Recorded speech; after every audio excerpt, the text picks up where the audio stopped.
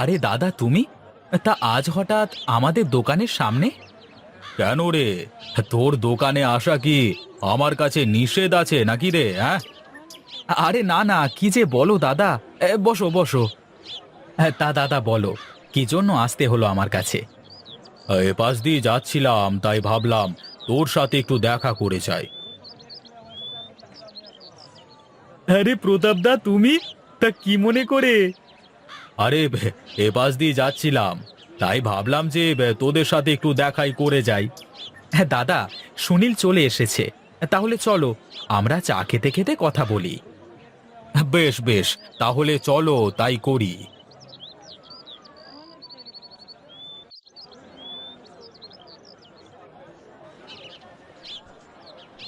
রামু, দুটো চা দিস এদিকে, কেমন?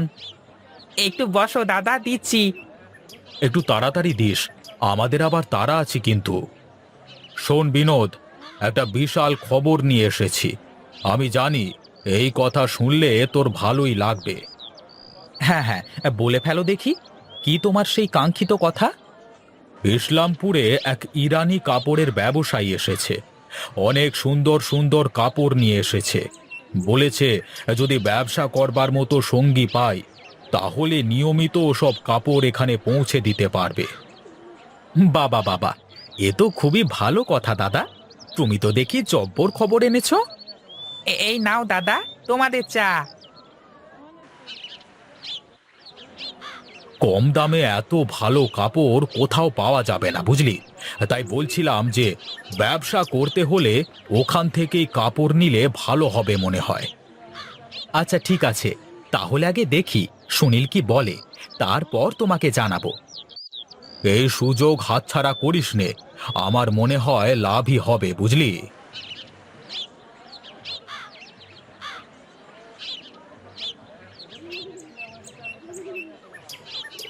কি বলে প্রতাপদা? কি আর বলবে, ইসলামপুর নাকি কোথায় এক বড় কাপড়ের ব্যবসায়ী এসেছে, তার থেকে কাপড় নেওয়ার কথা বলছিল আর কি। যাই করো ভেবে চিন্তে করো দাদা, তুমি আমার থেকে বড়, তোমাকে আমি কোনো কাজে নিষেধ করব না। আমি যাই করি না কেন, তোর মতামত ছাড়া তো কিছুই করব না, এটা তুই ভালো করেই জানিস। আর একা একা নেওয়ার সিদ্ধান্ত অনেক সময় ভুলও হয়ে যায়। প্রতাপদা মানুষটা খুব একটা সুবিধের নয়, বুঝলে? তার কাজ, সে যেখান থেকে একটু কমিশন পায় তার হয়েই কাজ করে। আমিও তো তাকে আমার দোকানে প্রথম দেখেই অবাক হয়ে গিয়েছিলাম। তোমার যদি মনে হয় একবার ইসলামপুর গিয়ে দেখে আসবো, তাহলে দেখে আসতে পারো।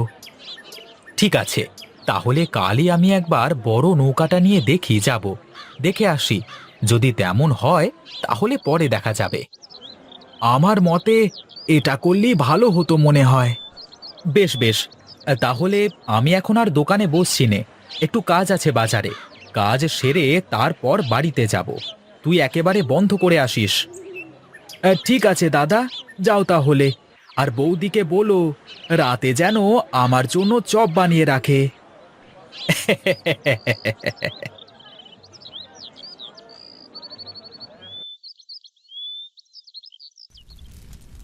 আচ্ছা দিদি, তুমি এত ভালো আলুর চপ কিভাবে বানাতে পারো গো? তুই যেমন করে বেগুনের চপ বানাতে পারিস, আমিও তেমন করে পারি। আরে ধুর, বেগুনের চপ বানানো আবার কোনো মন্ত্র নাকি? কিন্তু তুমি যে স্বাদের আলুর চপ বানাও, এমন চপ আর কোথাও পাওয়া যাবে না। আমি ছোটবেলা থেকেই আলুর চপটা বেশ ভালোই বানাই। তোর দাদা তো আমাকে দেখতে গিয়ে আমার হাতের আলুর চপ খেয়ে এত প্রশংসা করেছিল না। এই জন্যই বলি, তোমার আদরের দেবরও তো চপ বলতে পাগল, আর কিছু থাক বা না থাক, খাবার সময় তাকে চপ দিতেই হবে। এ বাড়িতে আসার পর থেকেই সুনীল আমার হাতের চপ ছাড়া খেতেই চায় না। নে, তুই একটা গরম গরম খেয়ে দেখ, ভালো লাগবে।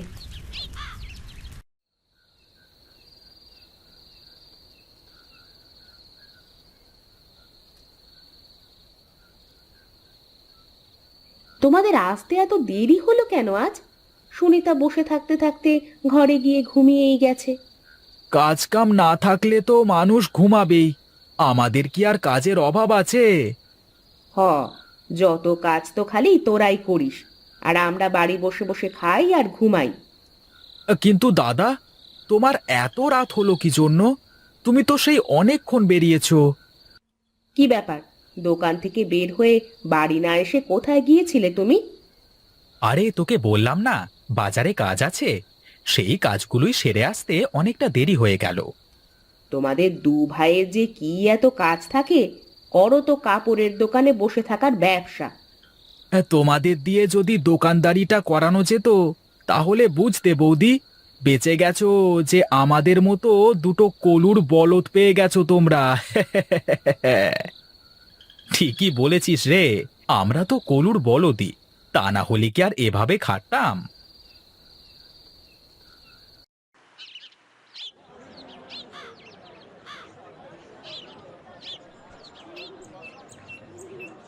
কিরে, দোকানের সামনে এত মানুষের ভিড় কেন? আমিও তো বুঝতে পারছি না দাদা, চলো তো আগে গিয়ে দেখি। এ কি, হায় হায় হায় হায়, এ কি হলো? আমার যে সব শেষ হয়ে গেল, কি যে হলো আমার? এসব কি করে হলো রে বিনোদ? আমার যে খুব খারাপ লাগছে রে। আমরা এসে দেখি এরকম সবকিছু পুড়ে ছাই হয়ে গেছে।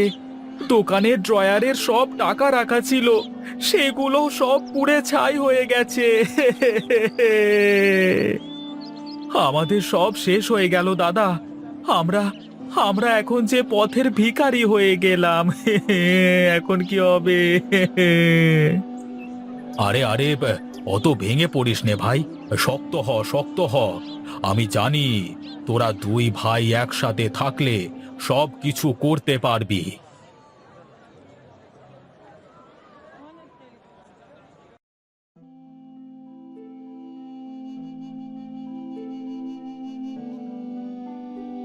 কি গো, শুয়ে আছো তুমি ঘরের ভেতর, আর আমি তোমাকে খুঁজে বেড়াচ্ছি বাইরে। কিছুই ভালো লাগছে না গো গিন্নি, মনটার ভেতর খালি হাহাকার করছে। যা হওয়ার তা তো হয়েই গেছে, এখন আর অত চিন্তা করে শরীর খারাপ করে লাভ নেই। চিন্তা কি আর সাধে আসে নাকি গিন্নি? একটা নগদ টাকা পয়সা কিছুই হাতে নেই। দোকান তো গেলই, সাথে টাকা পয়সা নগদ সব কিছুই চলে গেল গো। এখন এভাবে শুয়ে বসে থাকলে তো হবে না, কিছু একটা তো করতে হবে।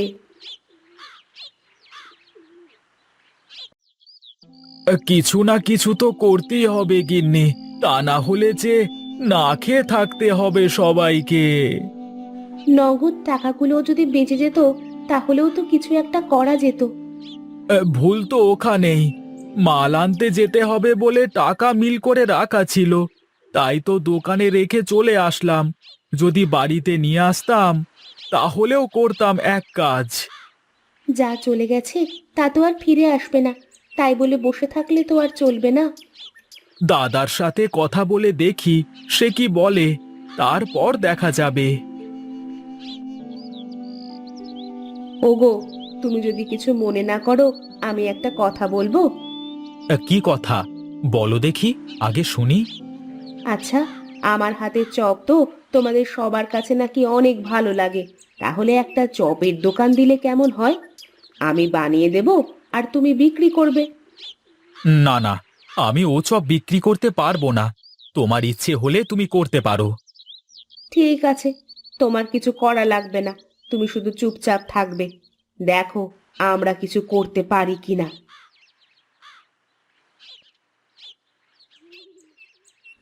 শোন সুনীল, আমি আর সুনিতা চপ বানিয়ে বানিয়ে দেব, আর তুই শুধু বিক্রি করবি, পারবি না তুই? কি যে বলো বৌদি, কেন পারবো না? এতদিন শাড়ি কাপড় বিক্রি করতাম, কত করে টাকা নিতাম। এখন না হয় চপ বিক্রি করে 2-1 টাকা করেই নেব। ছোট থেকেই বড় হতে হয়, তুমি পারবে কিনা বলো? আলবাত পারবো, তোমরা ভেজে দাও, দেখো আমি কিভাবে বিক্রি করে আসি। চল ছোট, আমরা তাহলে রান্নাঘরে গিয়ে কাজ শুরু করে দিই।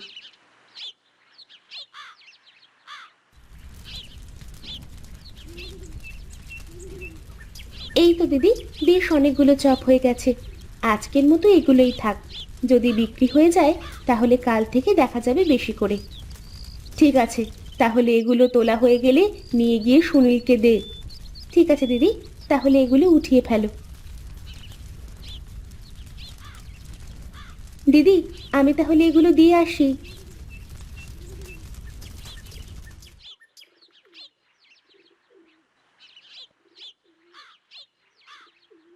কি ব্যাপার, চপগুলো কি বিক্রি হয়নি নাকি ফেলে দিয়ে এসেছিস?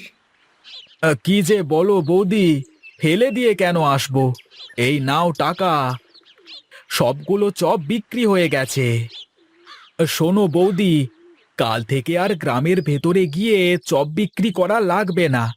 কাল থেকে সবাই বাড়ির উপর চপ কিনতে চলে আসবে।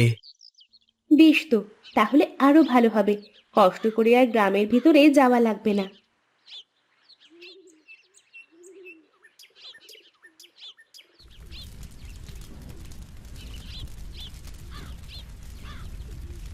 আমি আসলে তোমাকে অবহেলা করে তোমাকে কোনো সাহায্য করিনি। আমাকে তুমি ক্ষমা করে দিও। কি যে বলো না, এসব কি আমি আমার একার জন্য করেছি নাকি? আমাদের জন্য করেছি। হ্যাঁ দাদা, এতদিন তো আপনারাই কাজ করতেন, আমাদের কিছু করার দরকার হয়নি। কিন্তু এখন এই খারাপ সময় আমরা দু বোন আপনাদের পাশে দাঁড়াতে পেরেছি, এর থেকে যে আর আনন্দের কিছুই হতে পারে না। যাও যাও, এখানে দাঁড়িয়ে না থেকে সুনীলকে একটু সাহায্য করো। পাগলটা একা একা সব সামলাতে গিয়ে হিমশিম খাচ্ছে। হ্যাঁ হ্যাঁ, তাই যাচ্ছি।